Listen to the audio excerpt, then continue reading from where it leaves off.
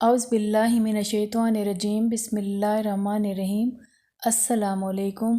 آج کی ویڈیو میں آپ کو آپ صلی اللہ علیہ وآلہ وسلم کے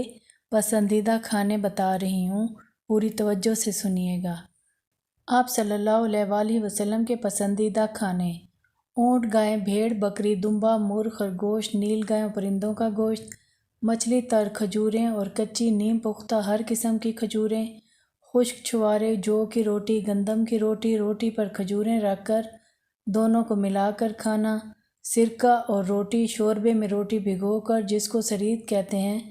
گوشت دھوپ میں سوکھا ہوا، بھنا ہوا، سالن کے ساتھ پکا ہوا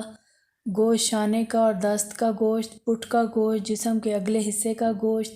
دل، کلیجی، سرخاب کا گوشت، گیہوں کا ہریرہ، جو کہ آٹے میں زیتون کا تیل ڈال کر جس میں کالی مرچیں اور دیگر مسالہ توڑ کر ڈال دیا گیا تھا، جو کا آٹا اور چقندر ملا کر پکایا گیا، زیتون کے تیل سے روٹی لگا کر گھی سے روٹی چپڑ کر، پنیر اور چھوارے اور گھی ملا کر کھانا بنایا ہوا، جو کہ روٹی سالن کے ساتھ، کبھی پانی کے ساتھ، کدو، پنیر اور مکھن کے ساتھ چھوارے اور گھی ملا کر کھانا بنایا ہوا، کبھی پانی کے ساتھ چھوارے، اسی طرح خربوزہ، تربوز، کھیرا، ککڑی، کھجوروں کے ساتھ ملا کر۔ آپ صلی اللہ علیہ وآلہ وسلم کو شہد مرغوب تھا۔ آپ صلی اللہ علیہ وآلہ وسلم کو کھرچن اچھی معلوم ہوتی تھی۔